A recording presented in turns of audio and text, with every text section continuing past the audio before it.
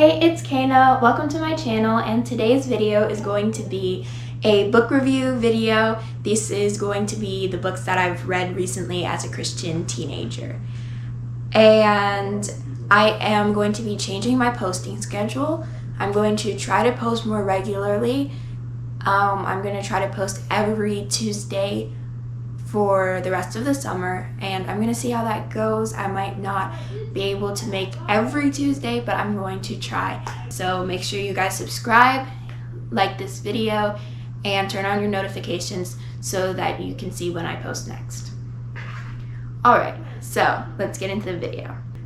This time I'm going to break up the books that I read into two categories: YA fiction and regular fiction. So the first book that I want to talk about is A Time to Die by Nadine Brands.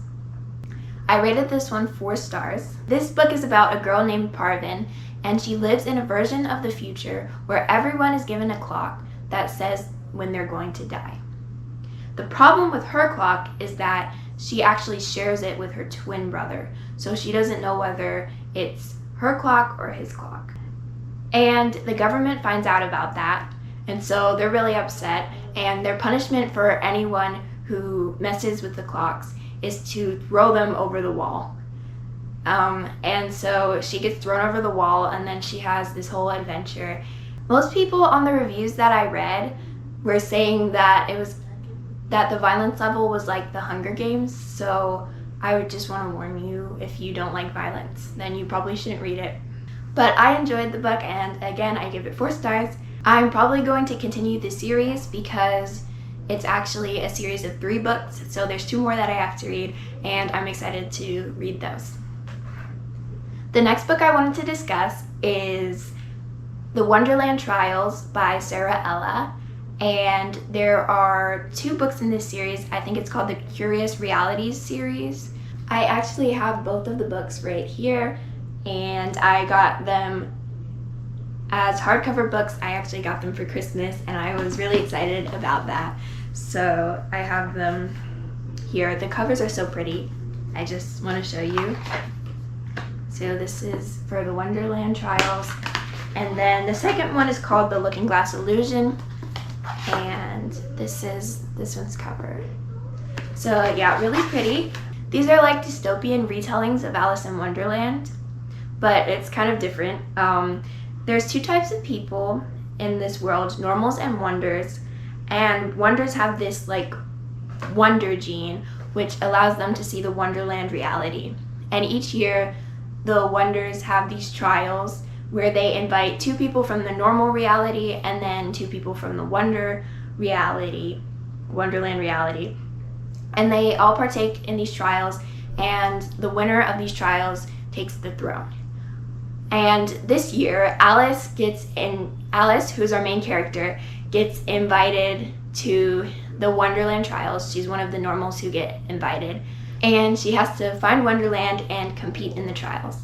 Now, I don't want to say any more because I have read both the first and the second books, so if I keep talking about it, I'm going to spoil it. But I really enjoyed these books. I gave them both 4.5 stars. Okay, now let's talk about the regular Christian fiction books that I read. The next 2 books are a part of what's called the Love Inspired Suspense series. These are just a collection of Christian suspense books that also have a romance in it. I usually read these when I don't really have anything else to read. I just want something fun and exciting to read. And so usually these don't really get a very high rating from me. My average is 3 stars for them, and so I still like them though. I still enjoy them. The first one I read was Picture Perfect Murder by Rachel Dillon. This book is about a photographer named Lily, and when she escapes an attack, an FBI agent is convinced that she is being targeted by the serial killer. But she is actually a former CIA agent, and so she's reluctant to let him help her, and so they basically have to try to catch the serial killer. So I remember while reading this book, I appreciated that the girl was actually like skilled, and she wasn't just some random girl who was helping with this investigation, and she was actually a CIA agent. And so I think that's what made it different from other books. Other than that, I don't really remember much about it, but I did give it 4 stars, which is higher than most of the love-inspired suspense books that I've read. So I guess I enjoyed it. The next one I want to talk about is Under Surveillance by Jodi Bailey.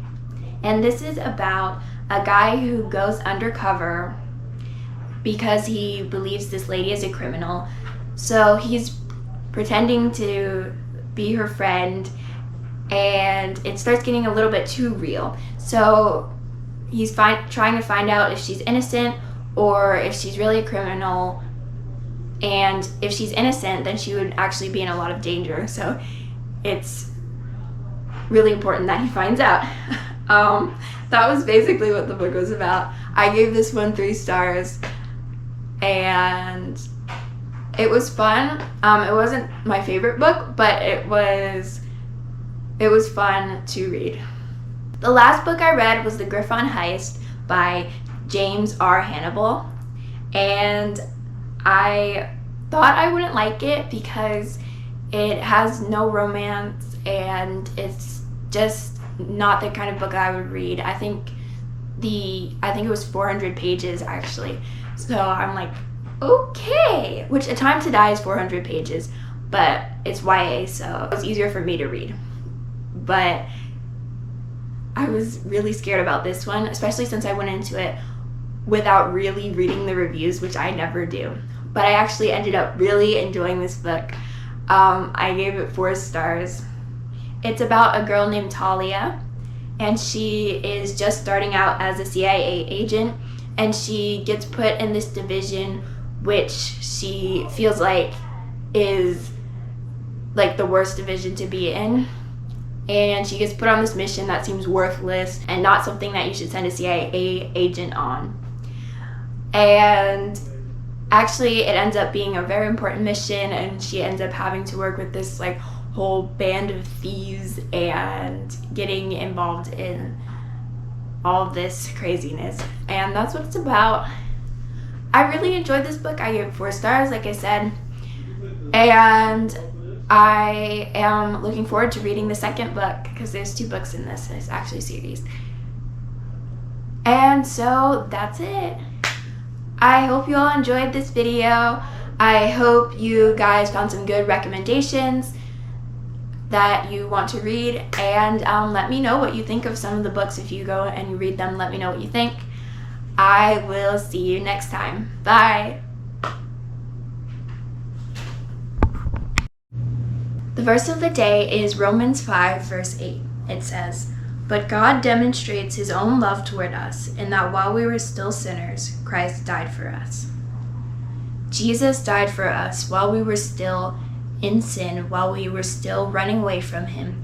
He died for us.